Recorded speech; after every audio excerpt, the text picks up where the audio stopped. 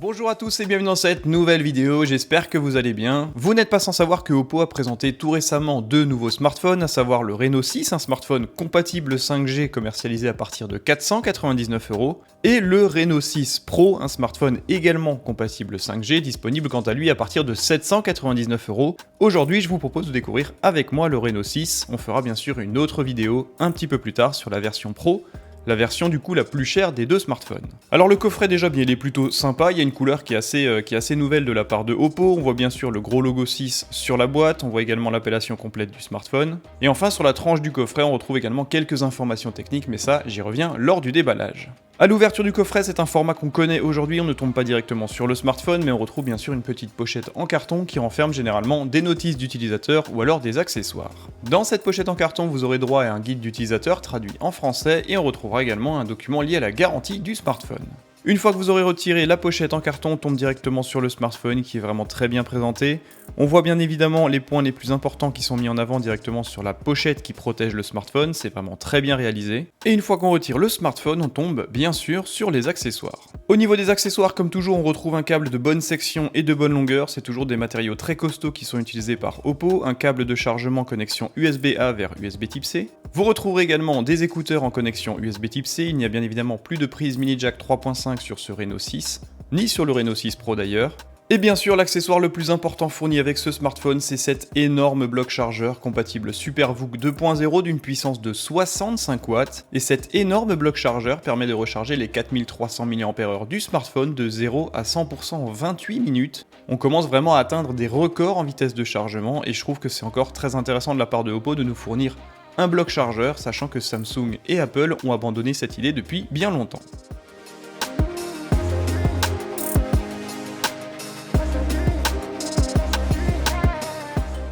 Voilà pour les accessoires fournis avec ce Oppo Reno 6, vous avez remarqué que les accessoires sont vraiment qualitatifs. Cette version est bien évidemment destinée à la presse et aux youtubeurs, du coup il est fort possible que lors de votre achat, vous retrouviez éventuellement une coque de protection, je n'ai pas l'information. Quoi qu'il en soit, sachez qu'il y a toujours une petite différence entre ce qu'on présente sur YouTube et ce qu'on retrouve dans le commerce, et généralement c'est une différence qui va en votre avantage.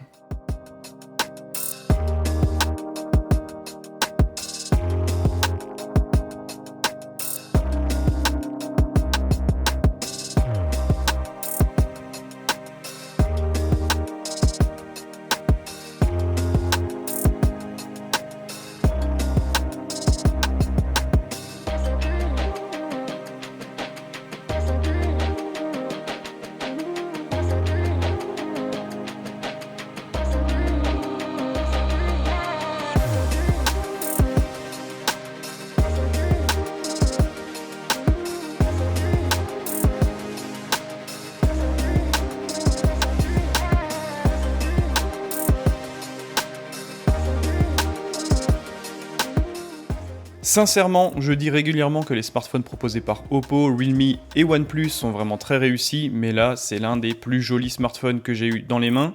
Il y a vraiment un design qui est ultra moderne, ultra contemporain, l'aspect comme ça graphite ardoise à l'arrière est vraiment réussi. Au niveau des tranches, on va pas se mentir, il y a clairement une inspiration qui vient de chez Apple, notamment avec le design des iPhone 12.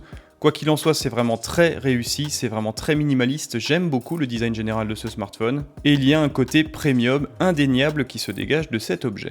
Du coup, à l'arrière du smartphone, on retrouve cette coque qui offre vraiment un traitement magnifique. Vous retrouverez bien sûr le logo du constructeur avec les petites informations légales qui sont très discrètes juste à côté. Dans le coin supérieur, on retrouve le module photo qui intègre 3 capteurs photo ainsi qu'un flash double LED. Celui-ci est également bien intégré, ça ne dépasse pas énormément de la coque, c'est assez bien intégré, je trouve que c'est plutôt même bien réussi en termes d'intégration. Au niveau de la captation photo, seul un capteur se démarque un petit peu du reste, les deux autres sont assez entrée de gamme, c'est assez dommage pour un smartphone commercialisé à 499 €. Quoi qu'il en soit, les résultats sont malgré tout plutôt encourageants, encore une fois pour le segment tarifaire.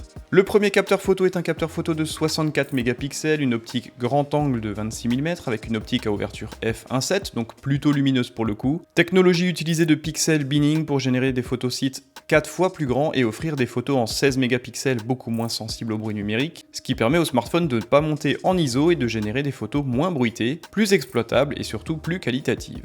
Les deux autres capteurs photo sont quant à eux beaucoup plus modestes, on retrouve un capteur de 8 mégapixels avec une optique ultra grand angle, optique à ouverture f2.2 qui permettra de faire des photos sympathiques de groupes, de paysages ou de monuments, surtout s'il n'y a pas assez de recul. Après, comme je le dis systématiquement, ça déforme énormément les perspectives de la photo, les droites sont forcément complètement déformées et il y a également un manque de piqué assez criant sur les pourtours de la photo. Et le troisième capteur sur le bas du module est encore une fois beaucoup plus modeste, ça on peut le voir directement par rapport à la taille de la lentille. C'est un capteur de 2 mégapixels seulement, optique à ouverture f2.4, destiné à faire de la photographie macro. Encore une fois, ça permet d'apporter une polyvalence au smartphone, mais les résultats ne sont pas incroyables. Au niveau du capteur frontal, on retrouve un capteur assez costaud pour le coup, c'est un capteur de 32 mégapixels, optique à ouverture f2.4 avec une focale de 26 mm. Pour le coup, les photos sont vraiment réussies, il y a vraiment énormément de détails et le mode portrait est plutôt bien géré. Bref, le capteur frontal de ce Oppo Reno 6 est une belle réussite. Au niveau de la captation vidéo, ce smartphone peut filmer en 4K à 30 images secondes, il peut également filmer en Full HD 1080p à 30 et 60 images secondes. Le capteur frontal pour sa part sera limité à du 1080p à 30 images secondes uniquement. Au niveau du design, j'en ai parlé juste avant mais c'est vraiment une réussite. Sur la tranche du smartphone, on va retrouver simplement le bouton de démarrage avec l'intégration d'un petit liseré vert qui est vraiment très joli. Sur la tranche inférieure, on retrouve une grille pour le seul haut-parleur de ce smartphone, la connexion USB Type C, un microphone extérieur et enfin le tiroir nano SIM dans lequel on peut mettre 2 cartes nano SIM. Une seule de ces 2 cartes pourrait être compatible 5G, et comme vous l'aurez compris, il n'y a pas de port micro SD sur ce smartphone. La tranche opposée dans la droite lignée du smartphone au niveau du design, c'est vraiment très minimaliste et très réussi, on retrouve simplement les boutons de contrôle volume plus et moins. Et pour finir, sur le dessus, on retrouve une tranche encore une fois très minimaliste avec simplement un microphone extérieur. Sur la face avant du smartphone, on retrouve bien évidemment la pièce maîtresse, à savoir un bel écran de 6,4 pouces, définition Full HD+, qui vous offre une densité de 410 pixels par pouce, technologie AMOLED, taux de rafraîchissement à 90 Hz, bref c'est quasiment tout bon. Et comme sur le GT Master Edition que j'ai présenté tout récemment sur la chaîne, Oppo n'a pas cédé à l'appel des dalles ultra grandes, ultra imposante et pour le coup c'est vraiment un bon choix. En effet, avec la bonne optimisation de ce smartphone, cet écran de 6,4 pouces rend le smartphone ergonomiquement très abouti et il est vraiment très agréable au quotidien. Au niveau des performances, ça reste un smartphone milieu de gamme, du coup on retrouve un processeur fabriqué par Mediatek, à savoir un Dimensity 900 compatible 5G. On retrouve également un GPU Mali G68 en version MC4, 8 Go de RAM et 128 Go d'espace de stockage, sans possibilité de mettre une carte micro SD. Alors au niveau du design, au niveau de l'écran, encore une fois c'est vraiment une réussite, l'aspect très carré du smartphone renforce encore une fois la qualité et l'ergonomie générale du produit. L'utilisation d'une dalle complètement plate, ça va vraiment très bien avec le reste du design, on a vraiment un objet qui est 100% rectangulaire, bref moi je trouve que c'est vraiment une réussite au niveau du design. L'écran en plus est d'excellente qualité, forcément technologie AMOLED, taux de rafraîchissement à 90 Hz, définition Full HD+, bref c'est vraiment du tout bon. Et quel plaisir de retrouver un smartphone en 2021 avec une dalle de seulement, entre guillemets, 6,4 pouces. Pour ce qui est de l'autonomie, c'est vraiment très bon, Oppo nous a habitués depuis plusieurs années à gérer d'une part l'autonomie mais en plus la vitesse de chargement. Batterie de 4300 mAh, 0 à 100% en 28 minutes, c'est absolument bluffant. La surcouche est comme toujours chez Oppo très bien gérée, on retrouve bien sûr un smartphone qui tourne nativement sur Android en version 11 avec une surcouche maison baptisée ColorOS 11.3, certainement l'une des meilleures surcouches disponibles actuellement sur Android. La connectivité est également très bonne sur ce smartphone, Dual SIM, comme je l'ai rappelé juste avant, il n'y a qu'une seule des deux SIM qui sera compatible 5G, l'autre sera limité à du 4G+. Wi-Fi en version 6, Bluetooth en version 5.2, module NFC, bref c'est vraiment un smartphone qui coche quasiment toutes les cases. Et au niveau de la connexion physique, ce sera de l'USB Type C uniquement, pas de prise mini jack sur ce smartphone.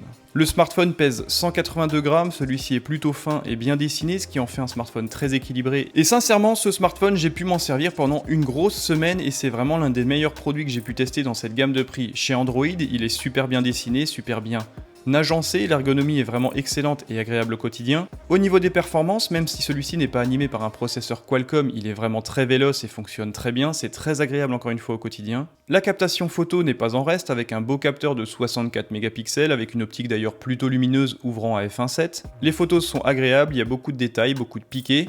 Après, on pourra simplement être un petit peu déçu par les deux autres capteurs, à savoir le capteur de 8 mégapixels et de 2 mégapixels qui sont, quant à eux, pour le coup beaucoup plus anecdotiques, mais qui apportent malgré tout une polyvalence au smartphone en termes de rendu photo.